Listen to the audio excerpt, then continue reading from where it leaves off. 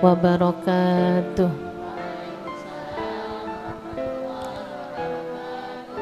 Alhamdulillah. Wassalatu wassalamu ala Rasulillah Muhammad ibn Abdillah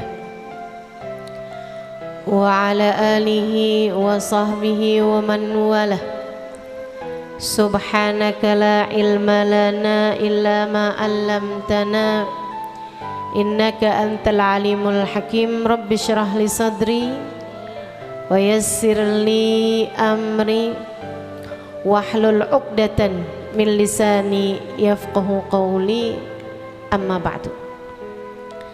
Alhamdulillah, semua yang hadir di majelis ini, ibu-ibu, kakak-kakak, adik-adik, anak-anak, nenek-nenek, janda-janda, yang semoga semuanya disayang Allah, diberkahi Allah, dipanjangkan umurnya, disehatkan badannya, dimurahkan rizkinya, kabulkan hajatnya, disayang Nabi Muhammad sallallahu alaihi wasallam, dibahagiakan hidup dunia akhiratnya. Amin ya rabbal alamin. Teman-teman saudaraku sekalian yang saya muliakan, perayaan Isra dan Mi'raj mengingatkan kita kepada kejadian lebih dari 1400 tahun silam ketika Nabi Muhammad diberangkatkan minal Masjidil Haram ilal Masjidil Aqsa, dari Masjidil Haram ke Masjidil Aqsa, kemudian dari Masjidil Aqsa dibawa naik menembus langit demi langit, melewati alam demi alam, melewati planet demi planet, hingga sampai di Sidratul Muntaha wa kana qaba qausaini au adna. Sebuah peristiwa agung, sebuah mukjizat besar, sebuah karunia terindah yang diberikan Allah kepada hambanya.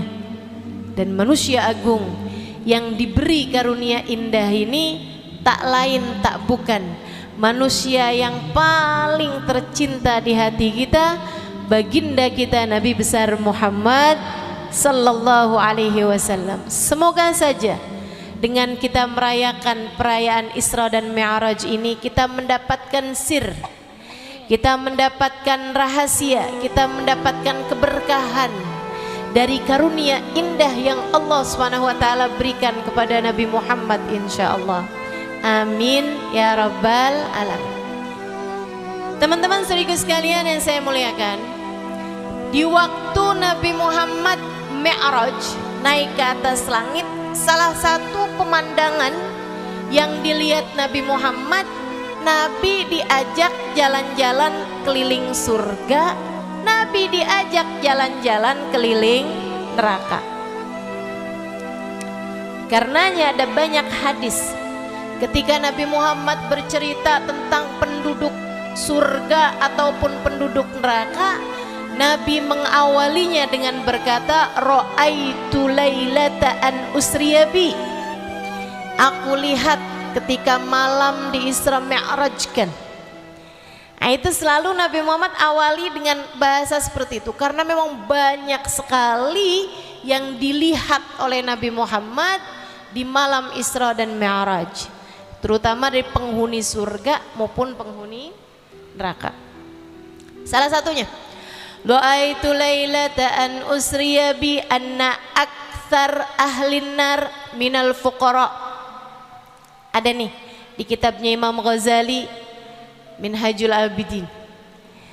Kata Nabi Muhammad, malam saya dimi'rajkan ke langit, saya lihat dalam neraka, penghuni neraka kebanyakan orang miskin. Orang miskin siap-siap. Sahabat nanya, aminal mal ya Rasulullah, miskin harta nih Rasul.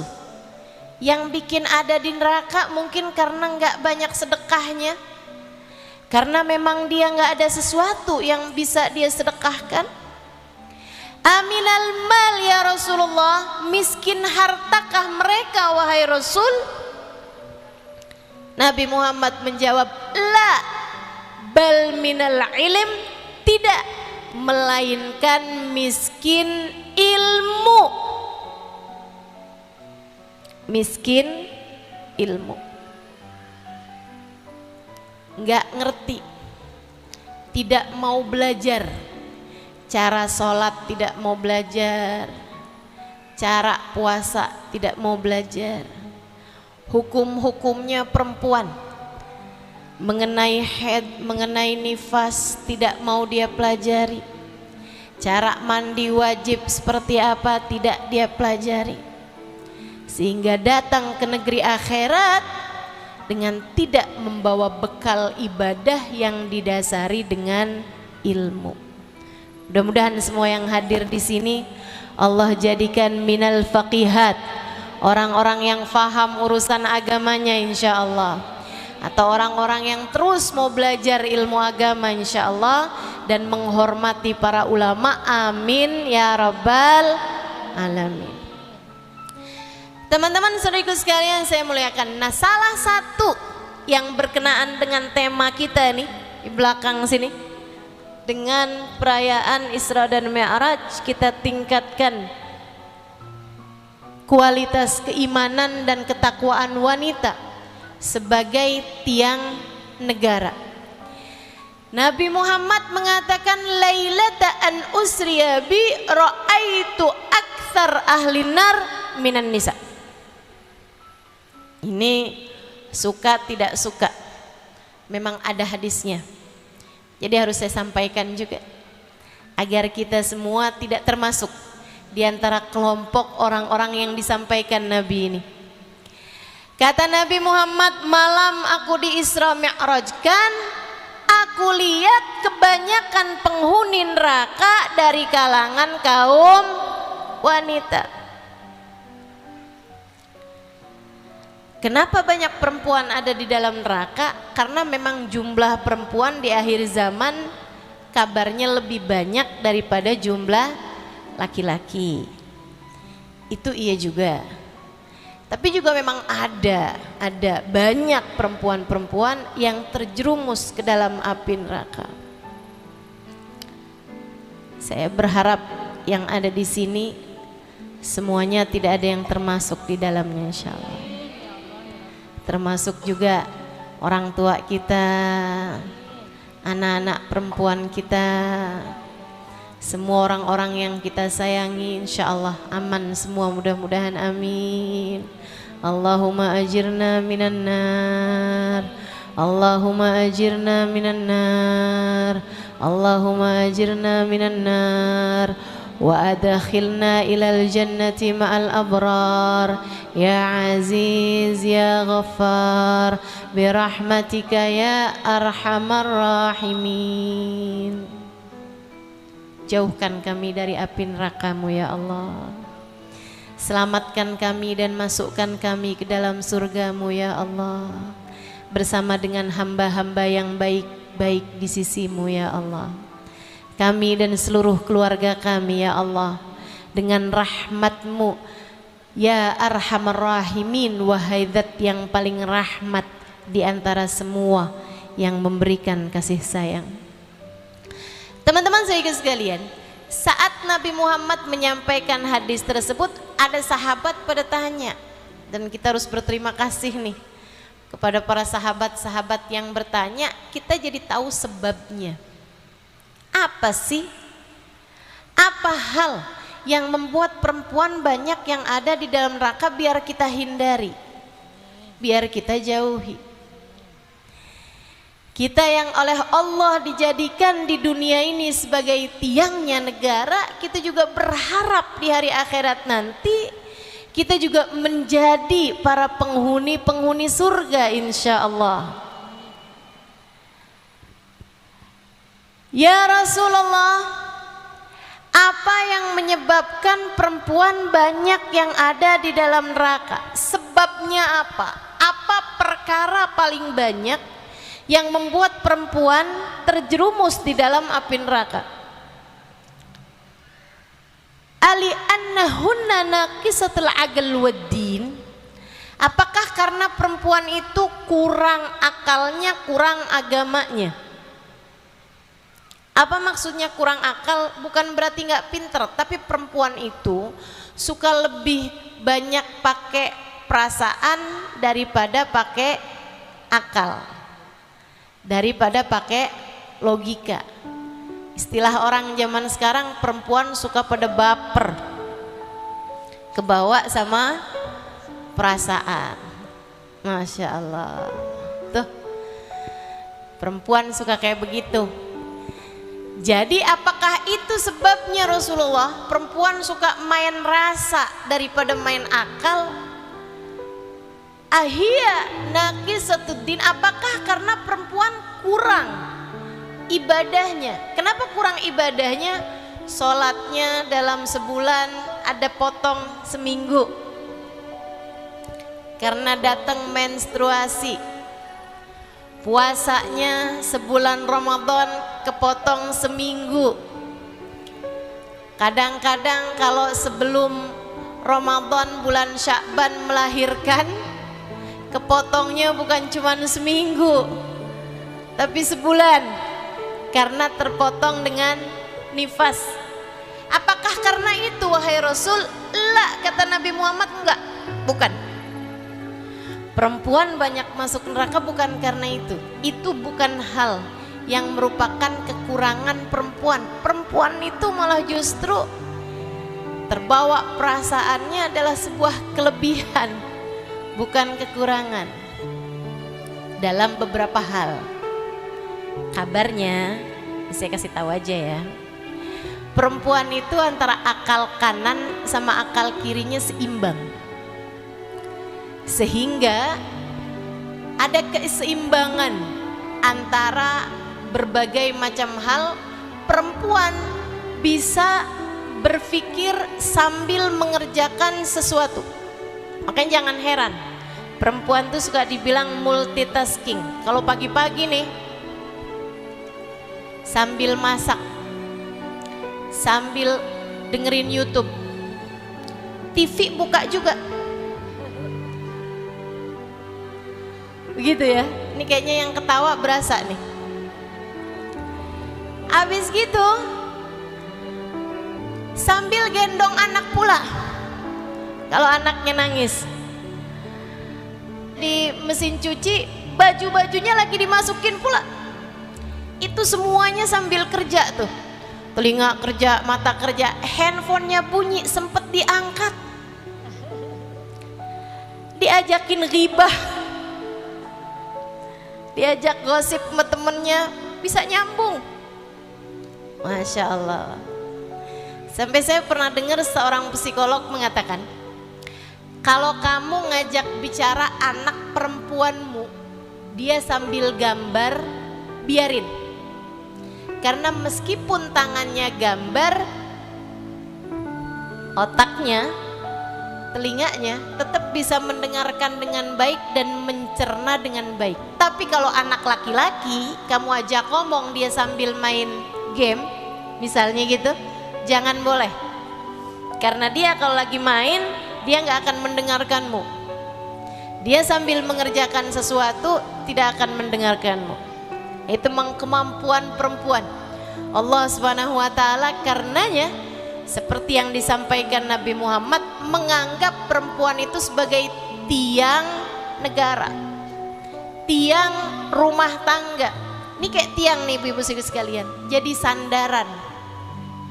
Sandarannya atap ke tiang, sandarannya dinding ke tiang, pintu sandarnya juga ke tiang. Semuanya bersandar ke tiang.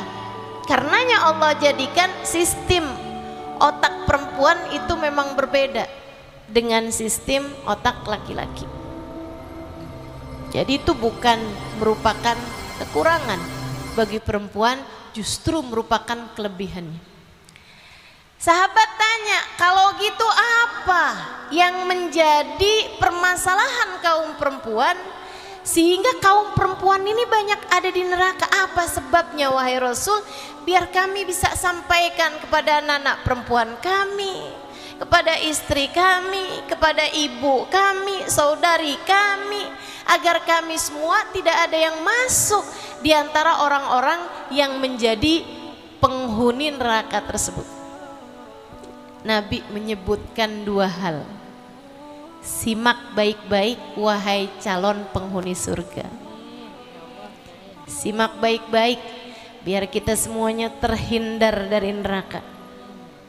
Kata Nabi Muhammad alaihi salatu wassalam, li annahunna yakthurnal la'nah wa yakfurnal ashirah. Li annahunna yakthurnal la'nah wa yakfurnal ashirah. Yang pertama, li annahunna yakthurnal la'nah, karena perempuan itu suka ngomel. Perempuan suka caci maki. Perempuan gampang mengolok-olok. Perempuan gampang menghina orang. Perempuan lidahnya lebih ringan buat berkata sesuatu yang buruk pada orang lain. Banyak di antara perempuan calon penghuni neraka. Kalau yang di sini calon penghuni surga semua, insya Allah nggak begitu. Banyak di antara perempuan calon penghuni neraka yang tidak mampu menjaga lisan mereka. Nah, kalau zaman sekarang ditambahin, selain nggak bisa jaga lisan, nggak bisa jaga jempol. Dari komentar di media-media sosial, dari komentar di grup-grup WhatsApp, ya.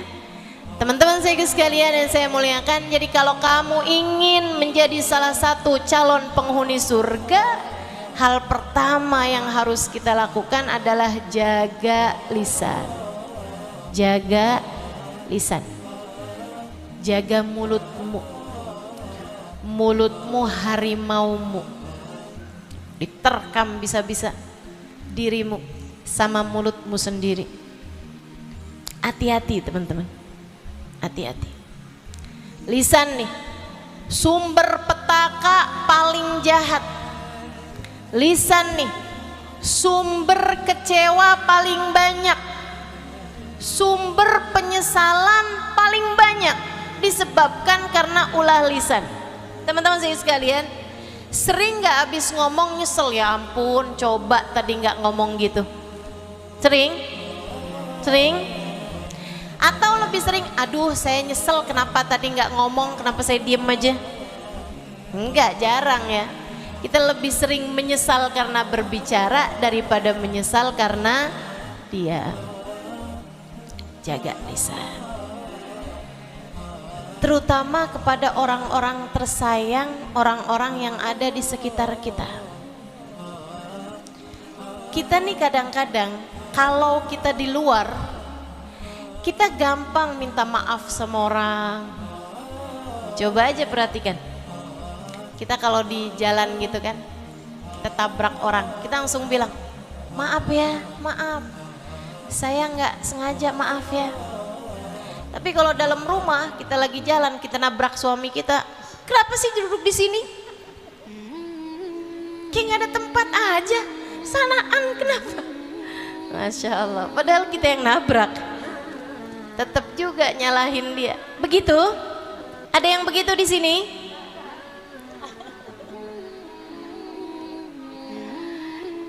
Jaga lisan, teman-teman saudaraku sekalian. Kata Nabi Muhammad sallallahu alaihi wasallam, dan tidaklah api neraka mencabik-cabik seseorang melainkan illa bima hasadat alsinatuhum, melainkan disebabkan apa yang dilakukan oleh lisan-lisannya. Buka-buka aib orang, menyebar-nyebarkan aib orang. Nah, tuh. Ini dia nih. Kalau udah tahu ada aib dibuka sana buka sini, seneng rasanya semua orang tahu siapa dia sebenarnya. Wah. Padahal dalam hadis Nabi Muhammad mengatakan, siapa yang menutup aib saudaranya, Allah akan menutup aibnya dunia dan akhirat. Siapa yang membuka-buka aib saudaranya, Allah akan buka aibnya, walau fi jawfi baitih, walaupun di dalam kamar tidurnya sendiri. Buka sama Allah. Mudah-mudahan Allah jadikan kita perempuan yang bisa jaga lisan. Amin. Ada namanya Hatim Al-Asam, ya. Ada seorang ulama namanya Hatim Al-Asam. Itu dikenal sebagai orang yang tuli. Padahal beliau nggak tuli. Kenapa dikenali sebagai orang yang tuli?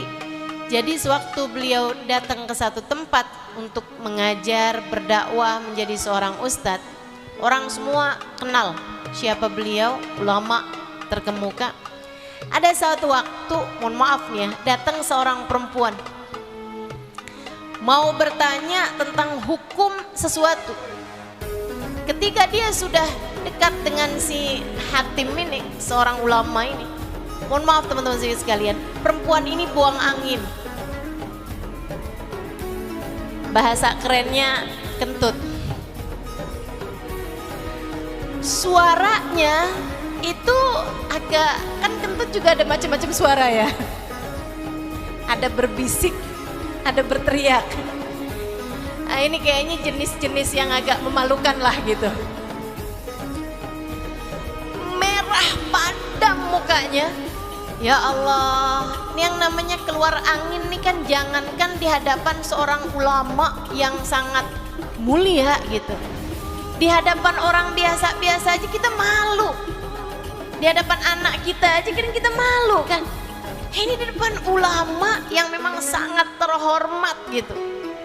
Merah padam mukanya. Hatim Al-Asam berusaha untuk membuat dia jangan sampai merasa malu. Jaga hatinya. Kemudian dia berkata, "Ibu tanya tadi mas saya." "Iya tuan." "Tolong agak keraskan suaranya bu, saya tuli." Perempuan ini mengeraskan suaranya. "Jadi tuan, saya mau bertanya urusan satu ini. Suami saya kemarin bilang," dia agak kerasin suaranya, "jatuh talak atau tidak itu tuan?" Katanya Hatim, "Ibu boleh lebih keraskan lagi suaranya. Fi uduni somam, telinga saya tuli bu."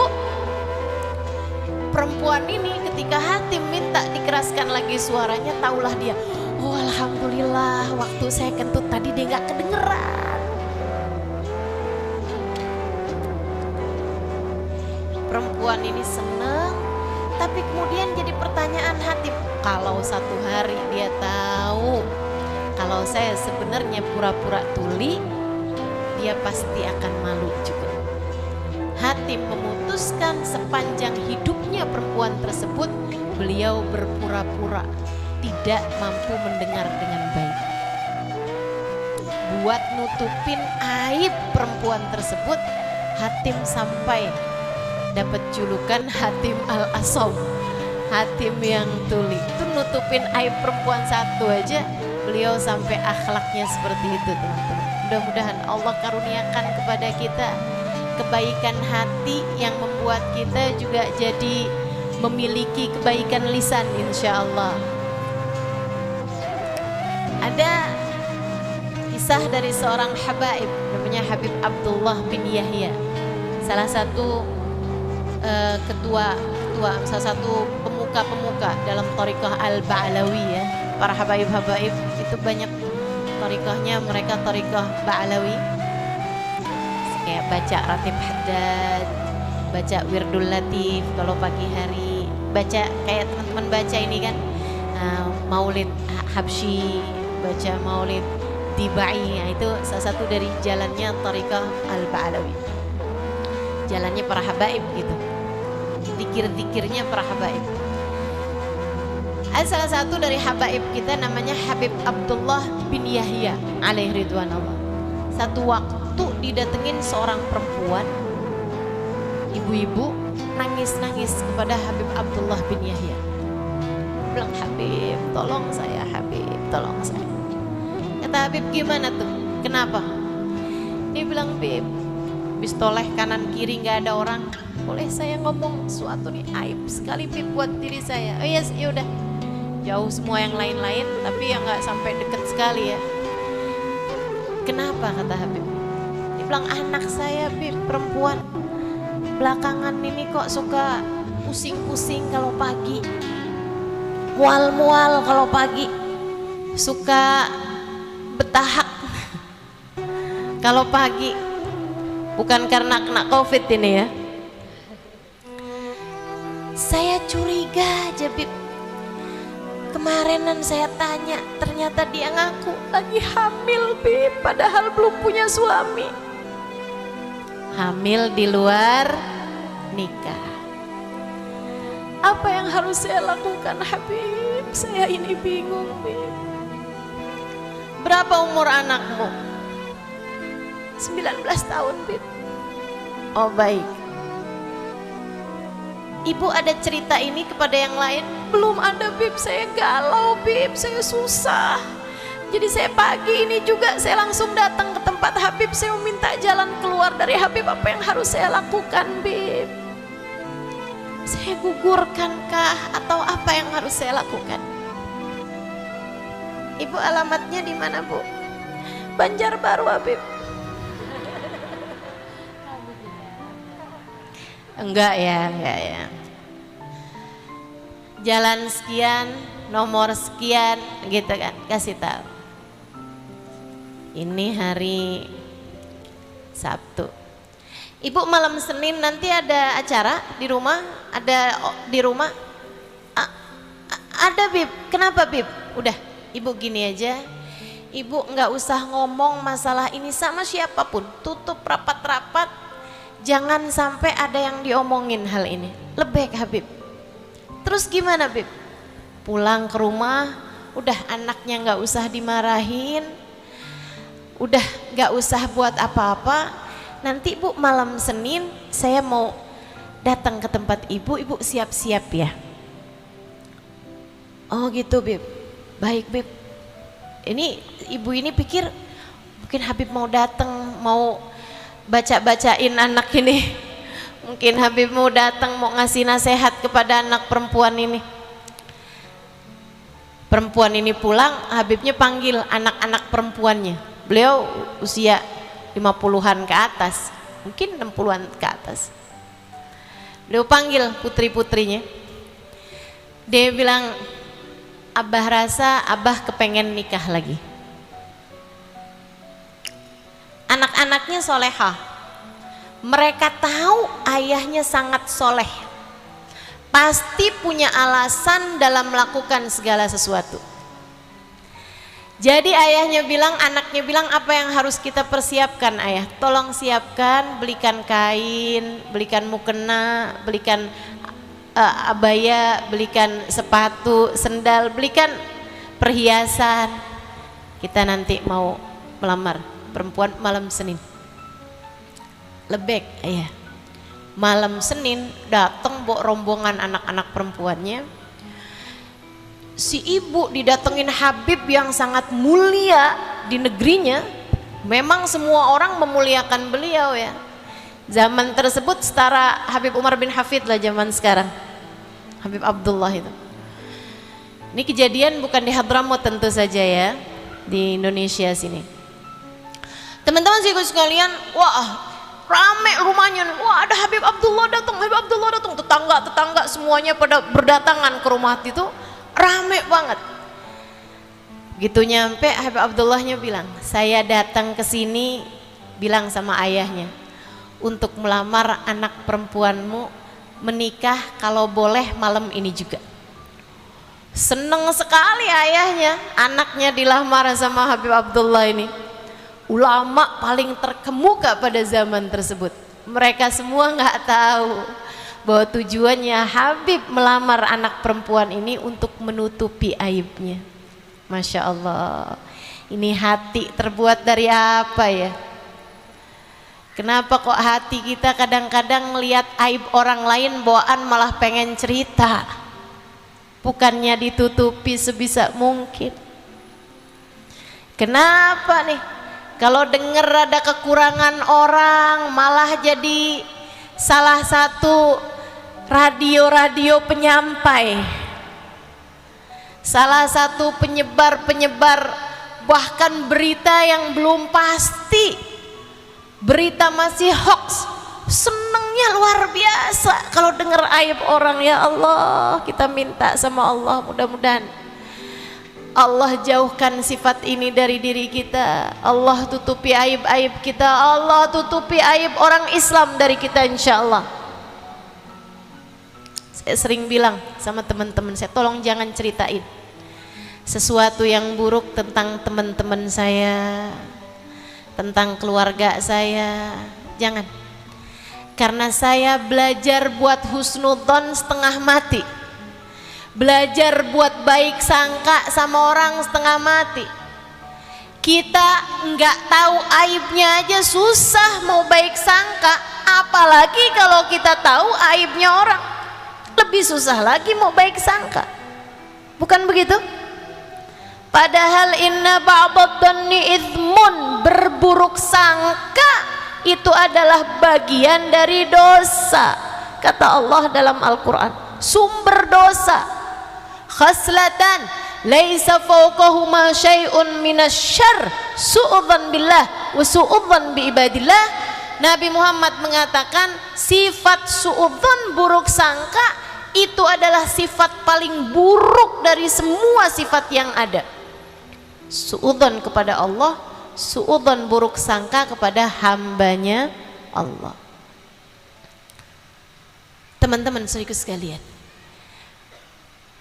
diterima nggak lamarannya? Kata Habib. Ayahnya bilang, ya Allah Bib, alhamdulillah Bib, seneng Bib, saya terima lamarannya Bib. Kalau lamarannya diterima, boleh nggak sekalian aja, saya udah bawa nih buat maharnya, saya udah bawa buat seserahannya, boleh nggak kalau malam ini langsung diadakan akad nikah? Alhamdulillah, tapi kita nggak punya persiapan apa-apa Bib. Udah deh, kita borong soto Banjar di sebelah sana. Malam itu juga langsung diadakan acara baca maulid singkat, kemudian akad nikah. Habis selesai itu si ibu nih tinggal nangis saja.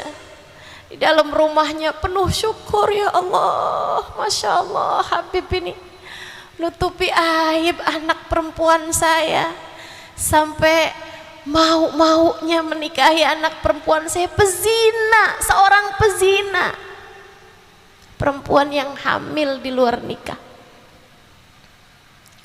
Teman-teman saudaraku sekalian, Habib ini nikahin beberapa malam bersama dengan perempuan tersebut itu tanpa berhubungan intim, salaman aja. Habis itu dinasehatin sama Habib, setiap malam dikasih tahu, diajak sholat berjamaah, diajak zikir bersama, diajak sholawatan bersama, tanpa pernah berhubungan intim sama beliau. Sampai perempuan ini benar-benar taubat, malu sama Allah Subhanahu wa Ta'ala. Dia nangis depan Habibnya, saya taubat Bib, saya malu sama Allah Bib. Habis taubat sungguh-sungguh, subhanallah, Allah kasih beberapa hari kemudian keguguran.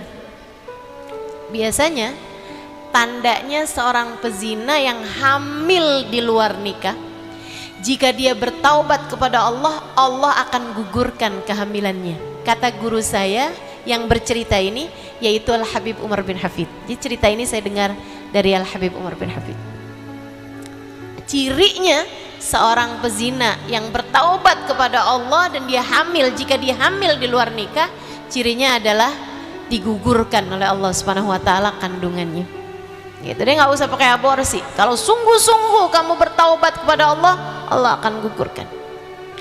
Tidak ada yang lebih indah dari taubat pada Allah Subhanahu wa Ta'ala, teman-teman saudaraku sekalian. Akan tapi kita minta sama Allah, mudah-mudahan Allah jauhkan anak-anak kita, cucu-cucu kita, keturunan kita semuanya dari pergaulan-pergaulan bebas, dari perzinaan, dari narkoba, dari minuman keras, dari semua hal-hal yang diharamkan Allah insyaallah. Amin ya rabbal alamin. Habis dia keguguran, beberapa waktu berselang, Habib kemudian menceraikannya. Udah jadi perempuan solehah sekarang, udah jadi perempuan masya Allah sekarang, sama Habib diceraikan. Habis diceraikan sama Habib, beberapa bulan kemudian yang ngelamar ngantri. Ini perempuan jandanya Habib Abdullah. Pasti nih Habib nikahi dia karena dia memang perempuan yang luar biasa. Waduh, yang ngelamar banyak bener. Sampai kemudian diistikharahkan, dah ada laki-laki soleh yang kemudian menikah dengan perempuan tersebut dan kehidupannya menjadi kehidupan yang baik. Tuh, lisan ya, jangan suka buka-buka aib orang. Sebisa mungkin kita punya lisan kita jaga, kita punya lisan kita jaga. Jangan sampai keluar kalimat-kalimat yang menyakitkan. Nabi Muhammad mengatakan, ayyuma imra'atin qalat li zawjiha ma ra'aitu fika khairan qad tahwi biha fi nari jahannam sab'ina kharifah. Jika ada seorang perempuan berkata kepada suaminya, ya ampun bang, hidup sama kamu isinya sengsara mulu, neraka rasanya.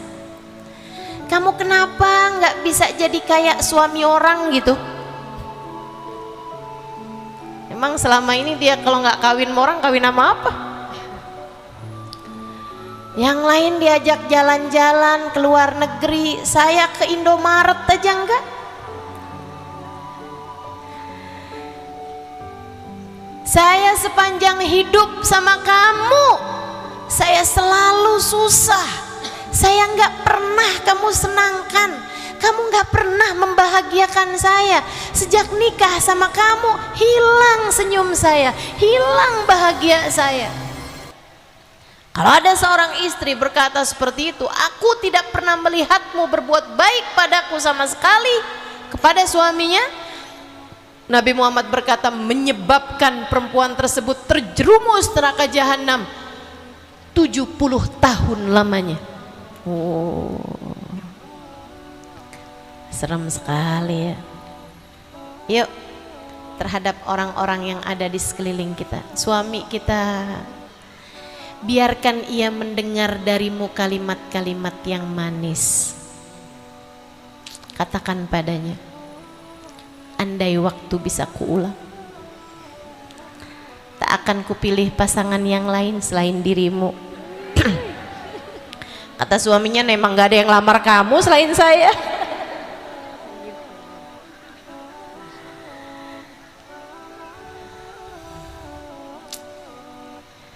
Masya Allah. Yuk, bilang yang bagus-bagus sama suaminya.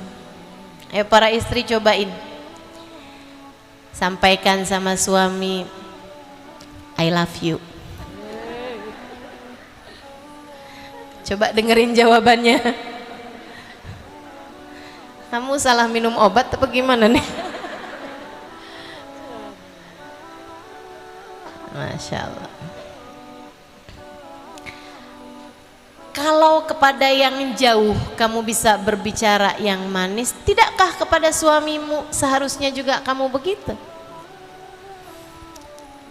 Kalau kepada yang jauh-jauh yang tidak mengenalmu, kamu bisa jaga kalimat-kalimat yang keluar dari lisan kamu, tidakkah kepada orang-orang di sekelilingmu seharusnya kamu begitu? Anak-anakmu, teman-teman, anak-anakmu, daripada kamu omelin dia, dasar ini rapot kenapa kok bisa matematika 5, bikin malu mama aja. Daripada kamu ngomong begitu, kamu bilang aja, Masya Allah nak, rapot kamu masih banyakan birunya daripada merah. Yang merahnya pun juga nih 5 nih, mama dulu 3.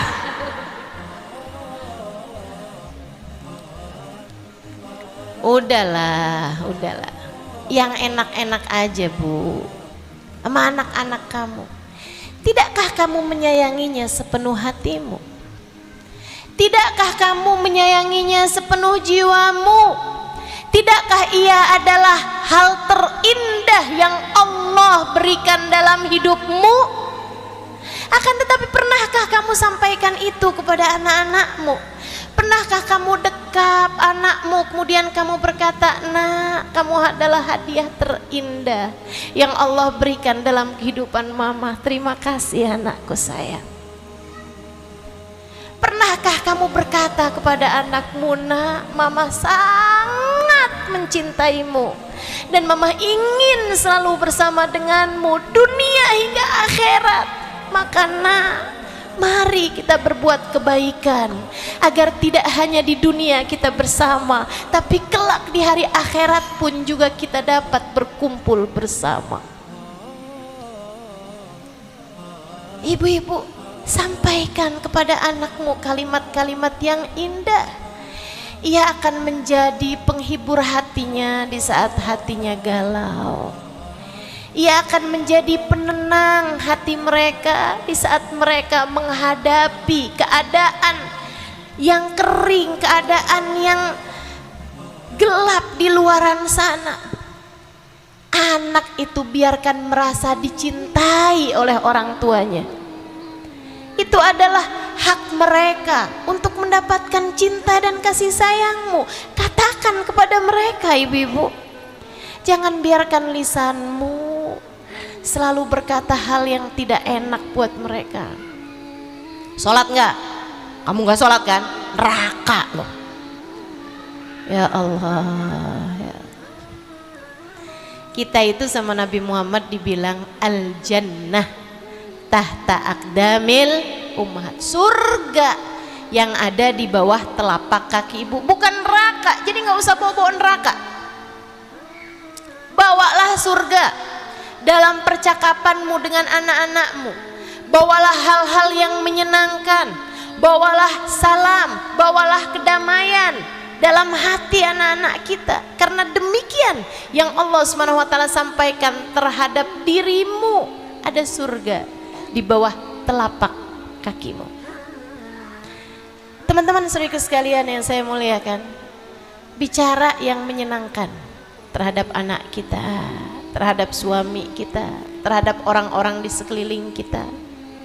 Walaupun memang kulil haq walau kana murra, ucapkan kebaikan, kebenaran walaupun pahit. Nah, tapi kalau masih bisa dengan bahasa yang manis, kenapa pilih yang pahit? Berbicaralah yang manis. Saya punya cerita indah dari Abdullah ibn Mubarak. Ini kelas atas sih ini. Abdullah bin Mubarak lagi pergi haji. Ulama terkemuka pada masa tersebut ya. Tapi beliau sederhana sekali. Habisnya mengerjakan sholat subuh di masjid Al-Haram, beliau jalan-jalan naik unta, jalan-jalan kayak lihat-lihat pegunungan, masih suasananya temaram subuh. Terus dia jalan-jalan, kelihatan ada sekelebat bayangan, kok kayak orang apa jin apa nih, makhluk halus atau makhluk manusia nih. Ternyata begitu dia samperin, seperti perempuan. Jadi dia ucap salam, "Assalamualaikum warahmatullahi wabarakatuh." Perempuan sendirian. Perempuan tersebut menjawab, "Salamun qaulan min rabbir rahim."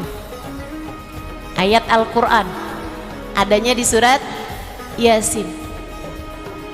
"Bu, lagi ngapain?" Kata Abdullah bin Mubarak. "Sendirian di tengah lembah, gak ada sapa-sapa di waktu jam seperti itu." Perempuan tersebut menjawab, "Wa man yudlilillah fala hadiyalah." Siapa yang disesatkan oleh Allah, dia tidak ada petunjuk baginya. Oh, ibu nyasar, ibu sesat, ibu mau saya antarkan balik lagi. Wa may ya'mal mithqala dzarratin khairan yarah. Siapa yang berbuat kebaikan sebiji zarah pun dia akan mendapatkan balasannya. Oh baik bu, kalau gitu saya antarkan ibu. Ibu mau ke arah mana, Bu? Subhanalladzi asra bi 'abdihi lailan minal masjidil haram. Oh, ibu mau ke arah Masjidil Haram. Ya udah, Bu, ayo, Bu. Silahkan ibu naik untanya. Begitu naik untanya ternyata lebih tinggi, sehingga perempuan tersebut terjatuh. Abdullah bin Mubarak liatin perempuan itu berkata, kullil mu'minin yaghuddu min absarihim. Sampaikan kepada orang-orang yang beriman, hendaklah mereka menundukkan pandangan mata mereka. Ayat Al-Quran. Abdullah bin Mubarak menundukkan kepalanya, kemudian menundukkan juga untanya biar gampang ibu ini naik. Ibu ini naik, kemudian baca, Subhanalladzi sakhkhara lana hadza wa ma kunna lahu muqrinin wa inna ila rabbina lamunqalibun. Jalan nih, kemudian naik untanya. Abdullah bin Mubarak lihat ini ibu-ibu ini kayaknya dari tadi ngomongnya ayat aja gitu. Saya mau tanya pertanyaan yang kira-kira nggak ada di ayat. Jawabannya, Bu, ibu udah nikah? La tas'alu an asya'in tubdalakum tasukum. Kata perempuan ini, janganlah suka bertanya sesuatu yang kalau kamu tahu jawabannya kamu akan kecewa.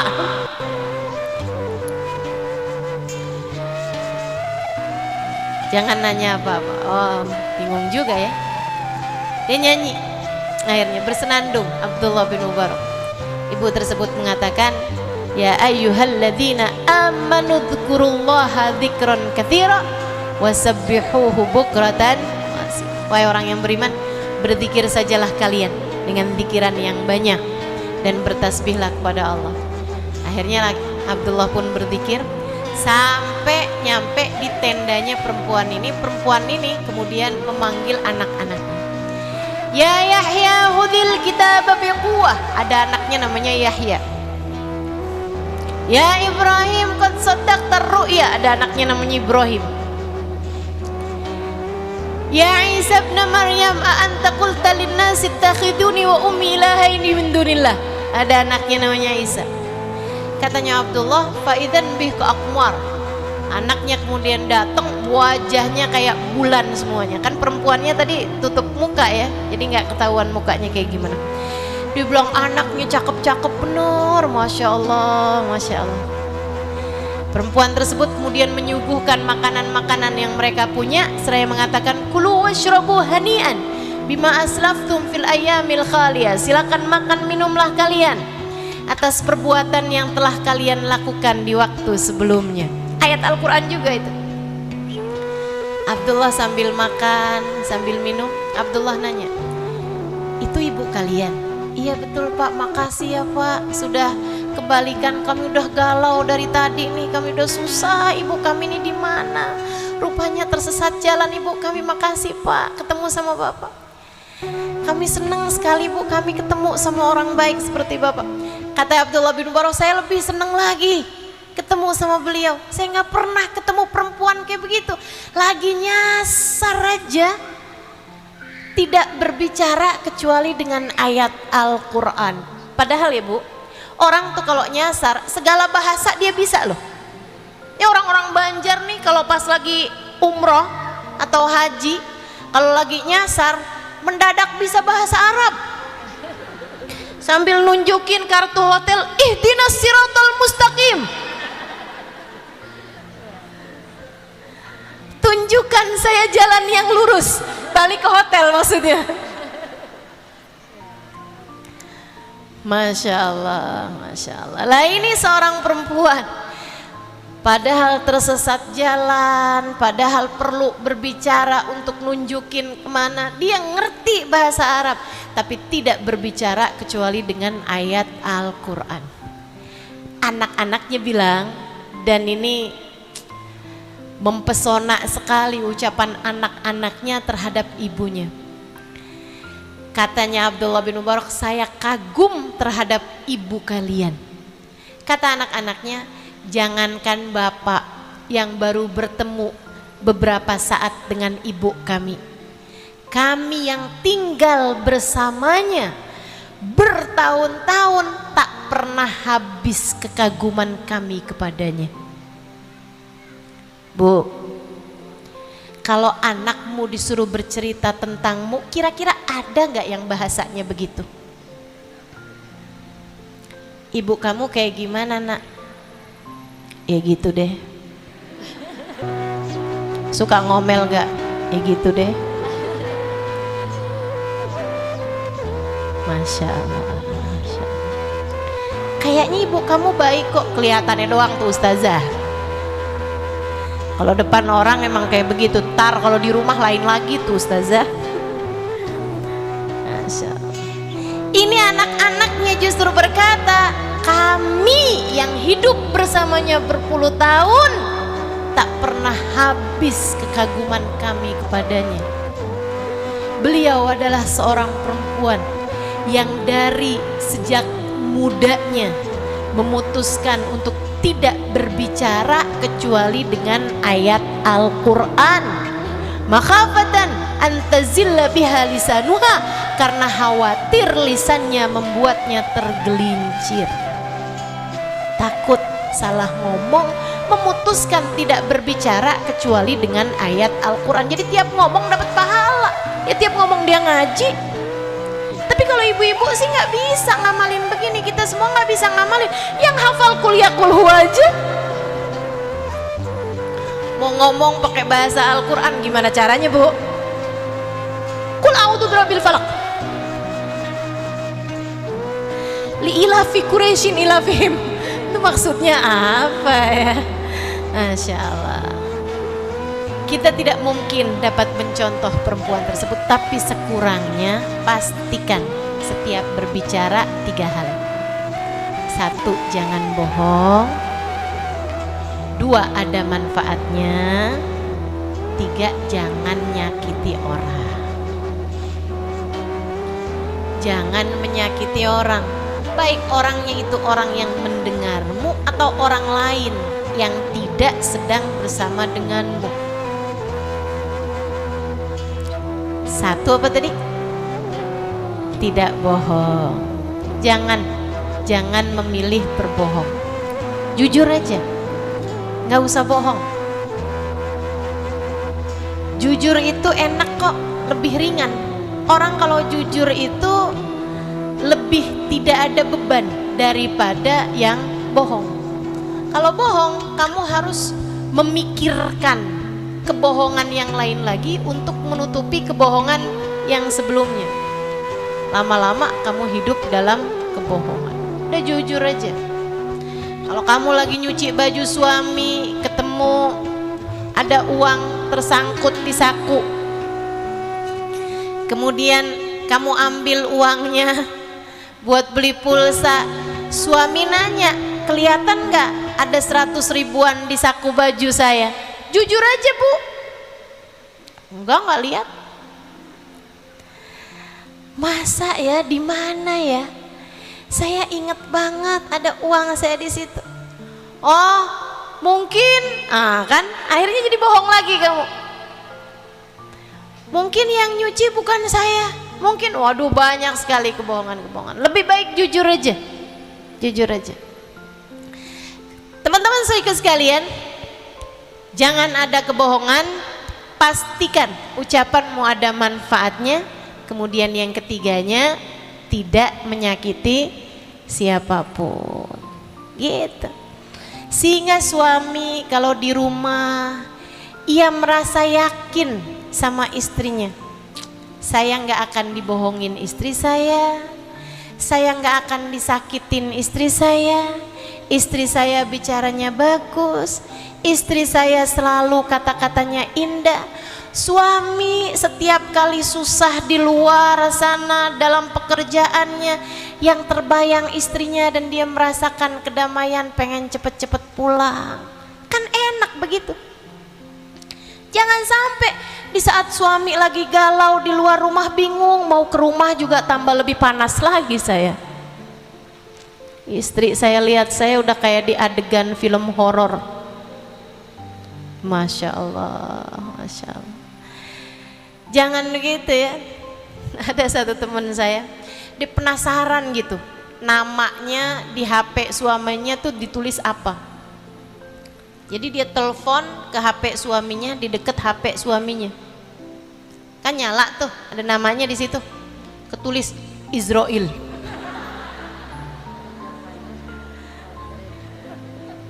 Masya Allah. Dia bilang sama suaminya, ya ampun bang, nama saya ditulis Israel. Kata suaminya, maksud saya Israel tuh kan kalau memanggil nggak bisa ditunda. Luar biasa ya.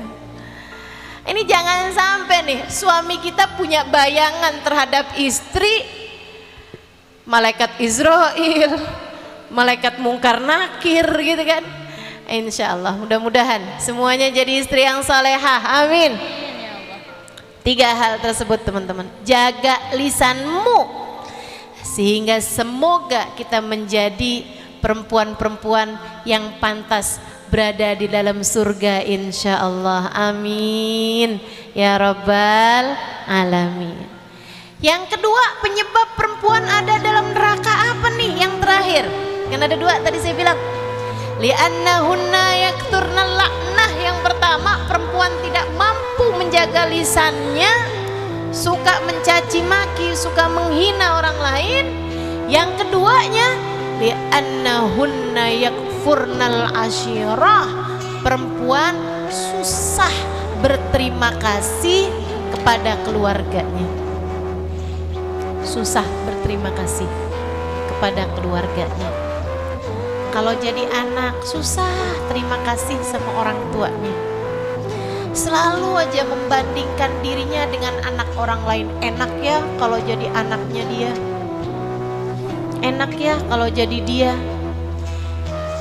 Ngelihat orang tuanya berasa kurang aja. Ini jangan sampai kita jadi kayak begitu, karena orang tuamu tentu tidak sempurna, tapi biasanya orang tualah yang mampu menyayangi anaknya dengan sempurna. Kasih sayang orang tua sempurna teman-teman.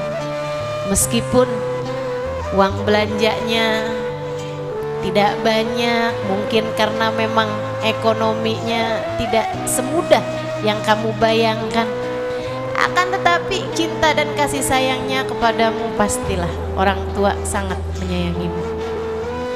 Para istri, jangan sampai hatimu tidak mampu berterima kasih kepada suamimu.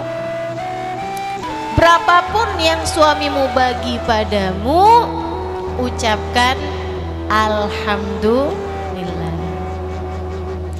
Terima kasih. Apapun aja, berapapun yang suamimu kasih, dia ngasih banyak, makasih ya, alhamdulillah. Mudah-mudahan rezeki kamu melimpah ruah, alhamdulillah. Saat suamimu memberi sedikit, alhamdulillah, nggak apa-apa yang ini sedikit, yang kemarin juga masih ada sisanya kok, alhamdulillah. Saat dia tidak memberi sekalipun, teman-teman saudariku sekalian, jangan sampai kayak perempuan-perempuan di luaran sana, ada uang abang sayang, tak ada uang abang ditendang. Jangan begitu, jangan begitu. Sebagai seorang muslimah, sebagai seorang mukminah, kamu seharusnya faham pemberi rizki cuma satu, namanya Allah. Pemberi rizki cuma satu, namanya Allah. Teman-teman saudariku sekalian, enggak lain, enggak bukan, Allah aja yang ngasih kepada kita rezeki. Kalau suamimu sedang tidak mampu memberikan kepadamu banyak, tetaplah meminta, bukan kepada suamimu tapi kepada Allah. Bahkan katakan kepada suamimu, bang, saya nggak apa-apa kalau abang nggak pernah ngasih kepada saya harta yang banyak, nggak apa-apa. Kalau kita nih bang di rumah makan itu aja nggak apa-apa. Kalau kita nih, saya nih abang nggak pernah belikan kepada saya baju yang bagus-bagus kayak yang dipakai teman-teman saya nggak apa-apa bang, saya tahan. Yang saya tidak tahan apabila di hari akhirat nanti kita harus mempertanggungjawabkan harta haram yang masuk dalam rumah tangga kita. Saya tidak akan tahan jika nanti di hari akhirat kita harus terpisah-pisah. Sebagian dari kita di dalam neraka dan sebagian di antara kita masuk surga.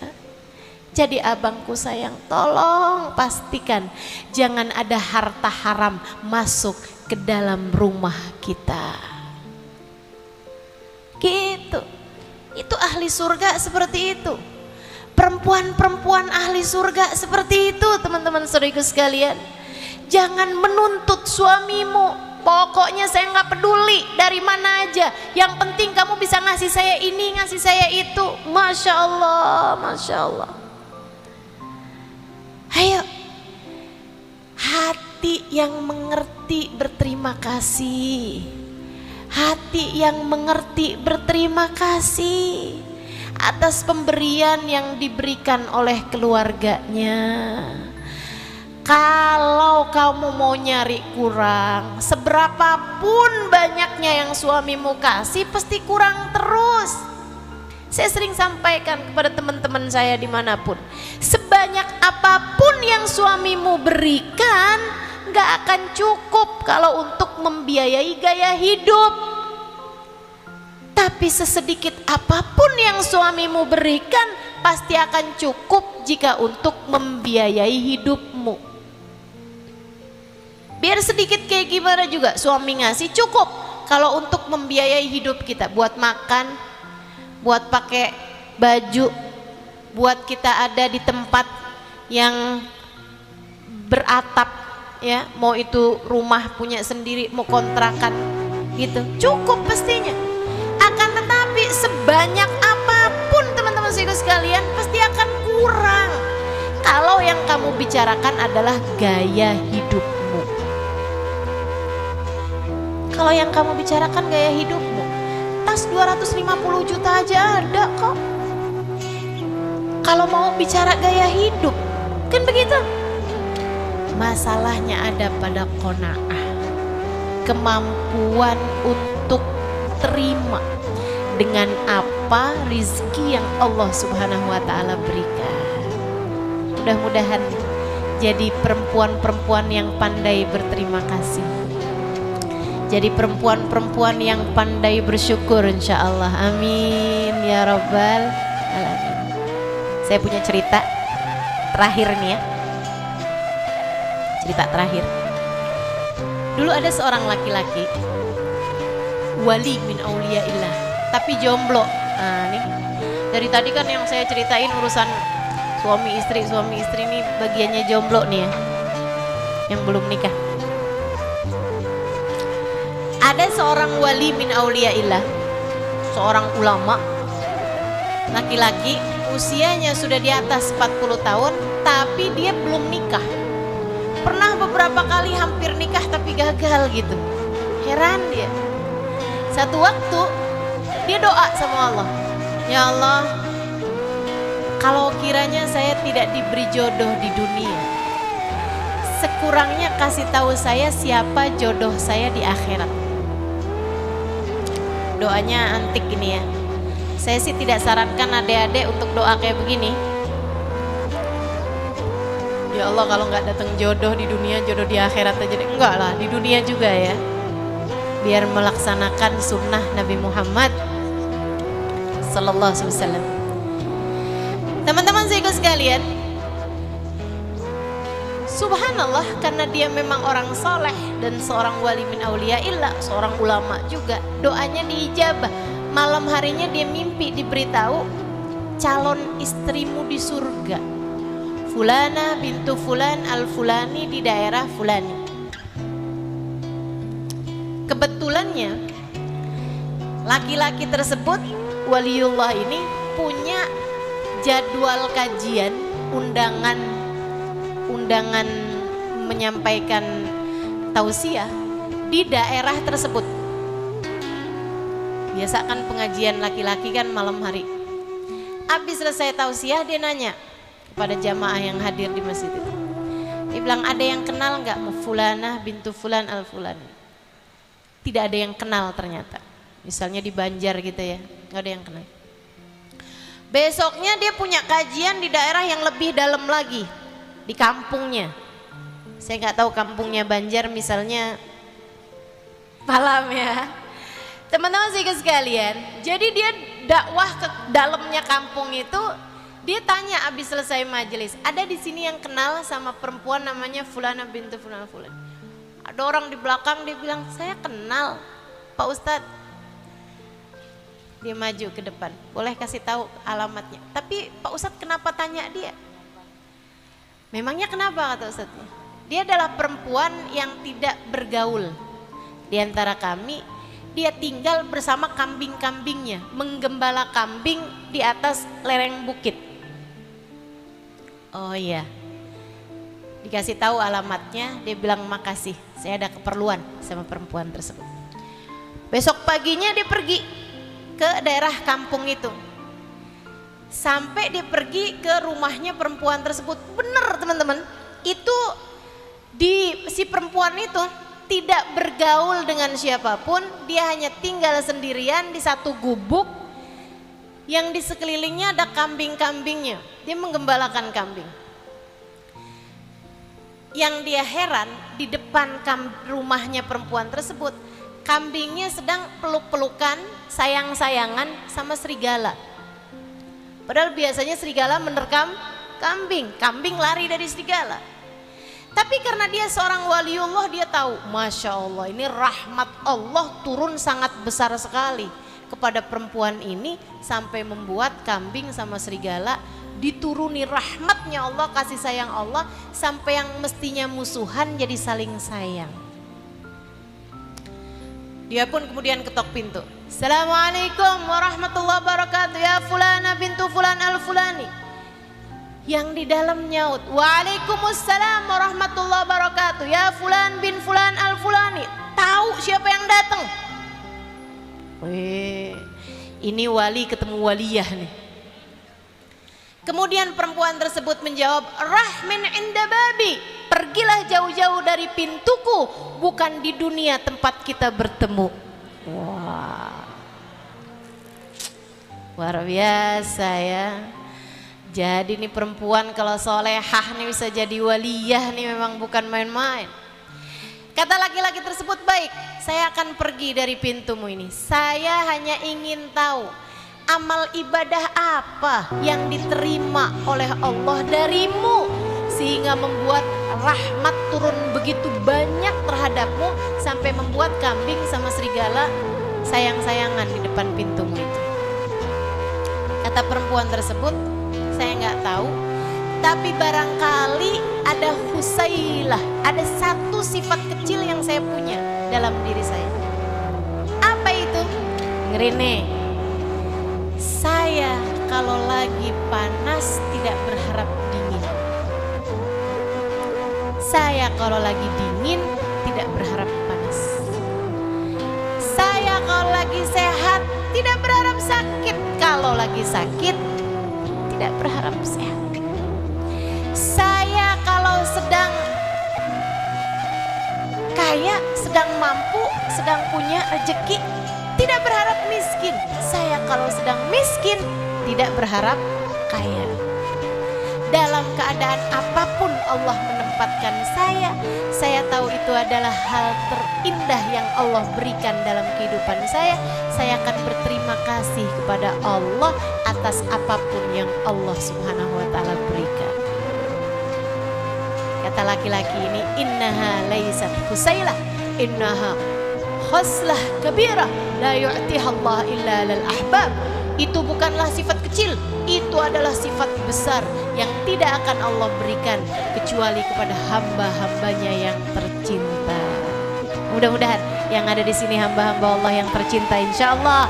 Mudah-mudahan yang di sini jadi perempuan-perempuan yang pandai berterima kasih atas apapun yang Allah berikan dalam kehidupannya. Kita syukuri ya.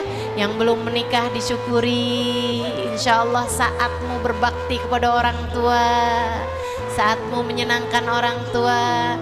Insya Allah yang sudah menikah syukuri aja, alhamdulillah. Itu adalah hal terindah yang Allah berikan dalam kehidupanmu. Yang menikah punya anak, syukuri, alhamdulillah, rahmat dari Allah Subhanahu wa taala untukmu. Kamu diberikan keturunan yang akan meneruskan amal ibadahmu. Yang belum punya anak, syukuri, itu adalah karunia indah yang Allah Subhanahu wa taala berikan dalam kehidupanmu, memberikan banyak kebebasan dalam kehidupanmu. Apapun saja Allah tempatkan kepadamu, syukurilah, sebab Allah Subhanahu wa taala senantiasa tahu apa yang terbaik bagi setiap hamba-hambanya. Dengan dua hal, kita jaga lisan sehingga tidak menyakiti hati orang, kita jaga hati sehingga selalu berterima kasih dan berprasangka baik pada Allah Subhanahu wa taala, berprasangka baik pada semua hamba-hambanya Allah. Dengan dua hal tersebut, insya Allah kita menjadi orang-orang yang kuat imannya, kita menjadi orang-orang yang kuat takwanya, kita menjadi perempuan-perempuan yang menjadi tiang-tiang bagi keluarga kita, menjadi tiang-tiang bagi negara kita, menjadi calon-calon penghuni surganya. Ala hadhihi niyah bikuniyatin salihah jami'ah syamilah la hadratin Nabi Muhammad sallallahu alaihi wa ala alihi wasallam. Al-Fatihah. Alhamdulillah rabbil alamin arrahmanir rahim maliki yaumiddin iyyaka na'budu wa iyyaka nasta'in ihdinas siratal mustaqim siratal ladzina an'amta 'alaihim ghairil maghdubi 'alaihim waladdallin amin. Allahumma bihaqqil Fatihah bihurmatil Fatihah barakatil Fatihah taftah lana abwabal khair tu'amilana muamalat ahlal khair takfina min jamil fitan wal mihan bu'us wa dhair innaka wali kulli khair mutafaddil bi kulli khair birahmatika ya arhamar rahimin. Allahumma inna nas'aluka ziyadatan fid din, barakatan fil umur, sihhatan fil jasad, wa sa'atan fil rizki, wa taubatan qabla al maut, wa syahadatan indal maut, wa maghfiratan ba'dal maut, wa afwan indal hisab, wa amanan minal adab, wa nasiban minal jannah, wa rizqna an-nadhar ila wajhikal karim. Allahumma afina min balaik, wa awzi'na syukra na'maik, wa adikna barda afik, wa halawata munajatik. Allahumma wa ma qadaita alaina min amrin fahfad alaina fihi al-aql wad din. Allahumma wa ma qadaita lana min amrin faj'al akibatahu rasyada. Rabbana atina fid dunya hasanah fil akhirati hasanah wa qina adzabannar. Da'wahum fiha subhanakallahumma wa tahiyyatuhum fiha salam. Akhiru da'wana anil hamdulillahi rabbil alamin. Mudah-mudahan bermanfaat. Kurang lebihnya mohon maaf. Billahi taufiq wal hidayah. Wal afu minkum. Assalamualaikum warahmatullahi wabarakatuh.